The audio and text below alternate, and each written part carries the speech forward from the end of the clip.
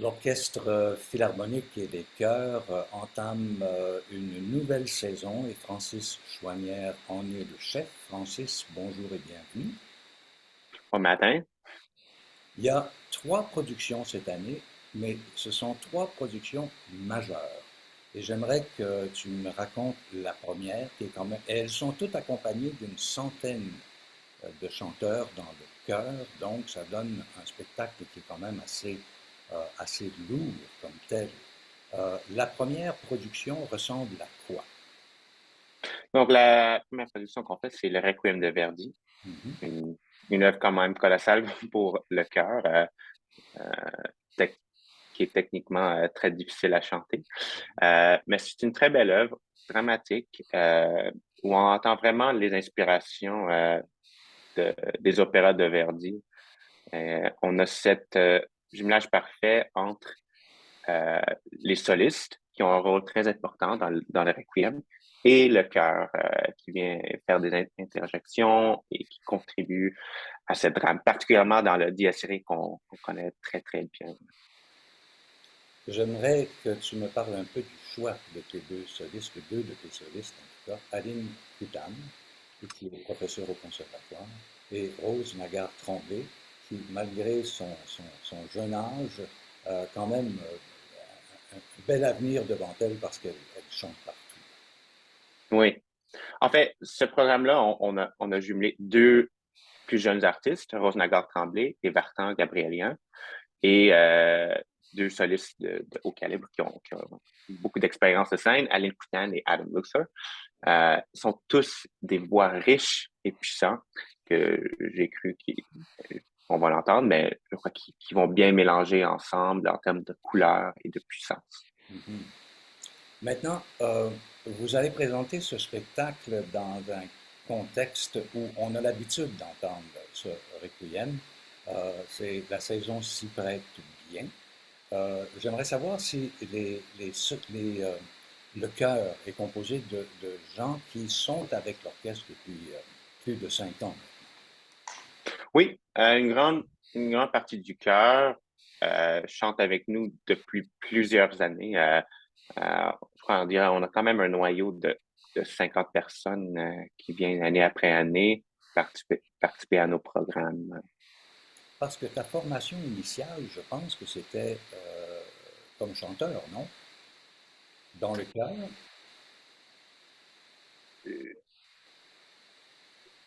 J'étais Ma formation initiale était en piano et en chant. Mhm. Mais j'ai toujours eu une passion pour le chant choral parce que j'en avais beaucoup depuis que j'étais allé à l'école Face.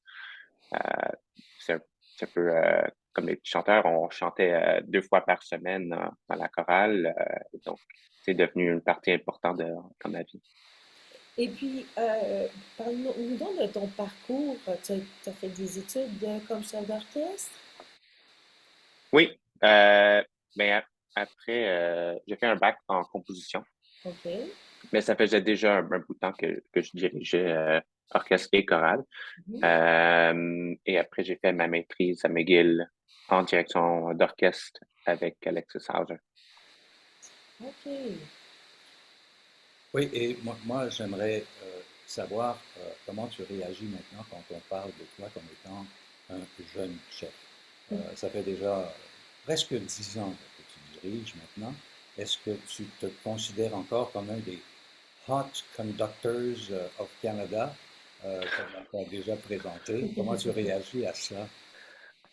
Je crois, je sais, encore jeune chef pour au moins un autre 5 ans, même encore plus tard. Chef d'orchestre, comme on le sait, c'est un métier habituellement qui est réservé aux musiciens de plus d'expérience plus âgés, mais c'est maintenant de plus en plus commun qu'on a des jeunes chefs d'orchestre, qu'on veut former des jeunes chefs d'orchestre pour continuer cette ligne, parce qu'on veut ce renouvellement entre les générations dans la musique. Mais ouais, je serai encore jeune chef d'orchestre pour plusieurs années. Et puis, si on parle, il y a trois concerts dans le cadre de la saison de l'Orchestre Philharmonique et Chœur des Mélomanes. Si on parle des deux autres concerts qui sont programmés à la Maison Symphonique, tu peux nous en parler? Oui. Ben, juste pour dire, la saison complète, on voulait vraiment revenir à nos pleines forces avec des grosses œuvres, des grandes œuvres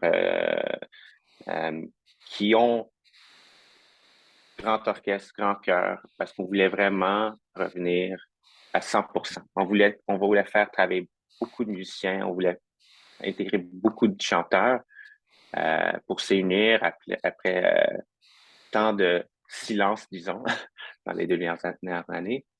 Euh, En janvier, ça sera la première fois pour l'OPCM. On produit euh, une version concert de La Bohème de Puccini, Oh, wow.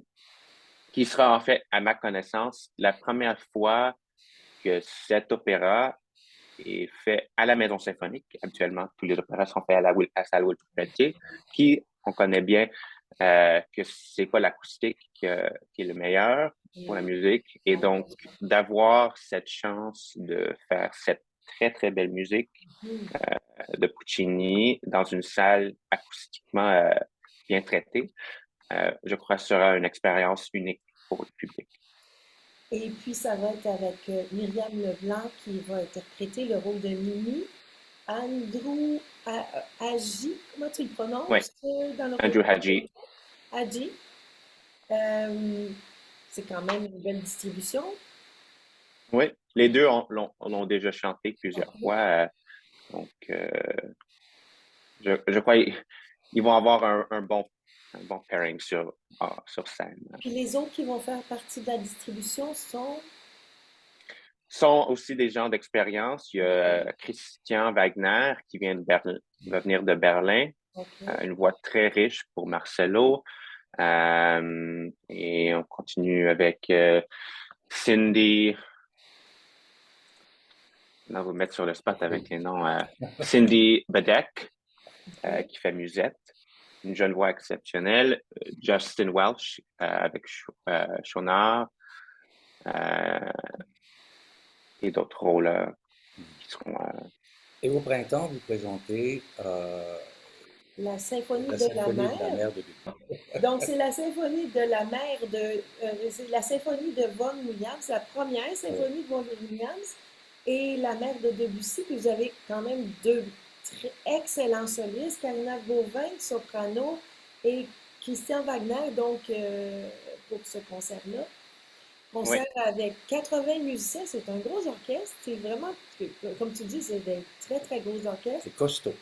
Et c'est oui. une centaine de choristes. Donc, tous ces concerts-là se font à la Maison symphonique. Ces trois concerts-là à 7h30 le soir. Et puis, ben, c'est une belle saison, en tout cas. Mais il y a aussi, tu as aussi d'autres intérêts. Ouais. Tu as un intérêt pour la musique de film. Oui. Euh, mais cet intérêt, je crois, vient même à travers juste cette programmation. C'est des œuvres cette année qui ont aussi une image très puissante. L'opéra, c'est un peu le précurseur du film. Et après, même quand on finit avec la saison avec le Vaughan Williams et le Debussy, les deux, c'est des œuvres qui évoquent beaucoup d'images. Euh, c'est très différent, la mère de Debussy qu'on connaît bien versus, disons, la version anglaise de Vaughan Williams, qui est une autre sorte de dépiction avec sur le texte de Walt Whitman. Poète américain bien connu. Vous avez un faible pour la poésie? Pas tant que ça. Ok. Je l'apprécie beaucoup, évidemment, dans, dans la musique parce que, comme artiste lyrique aussi, on travaille avec ça chaque jour. Mhm. Mais je prétends pas d'être un expert ou tout En ça dans autre la domaine. poésie. Ouais. Mais C'est ça. si on revient je crois que ça s'appelle les productions GNF, est-ce que je me trompe? GFN, oui. GFM, oui, ok, j'ai mêlé les deux. Euh, donc, ça, c'est un orchestre qui joue la musique de film et le film est projeté à l'arrière. C'est bien ça? Oui. Oui, donc on a fait GFN, c'est la boîte de production. Philharmonic, c'est l'orchestre qui joue ses concerts. Donc, on a produit plusieurs concerts depuis 2019. C'est quand on a commencé, incluant Seigneur des Anneaux, Titanic, Star Wars, Fantasia et La Passion d'Augustine, qui était une création originale qu'on a fait durant la pandémie, que je reprendrai à Sherbrooke le 22 octobre. OK.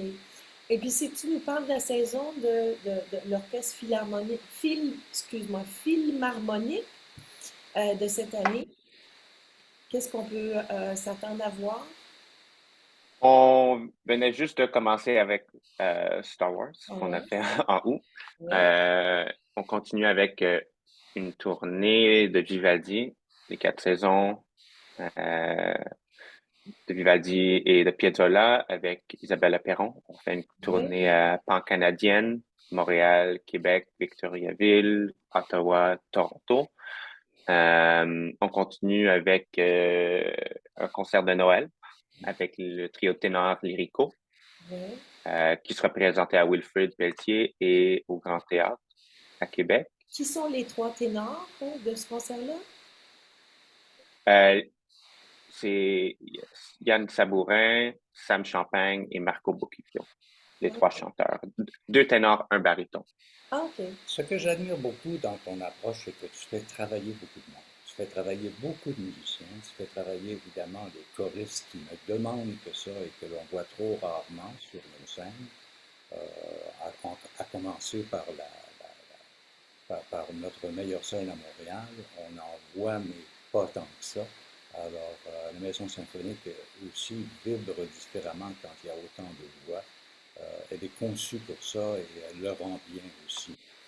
Alors, Ouais. Francis, merci d'avoir pris un peu de temps pour déballer ta programmation qui est véritablement intéressante. L'Orchestre Philharmonique et Chœurs des Mélomanes. Tout ce qu'on peut vous souhaiter, c'est le plus grand nombre de personnes possible dans la salle. Merci. À Merci et bonne saison. bonne saison, Francis. Merci beaucoup.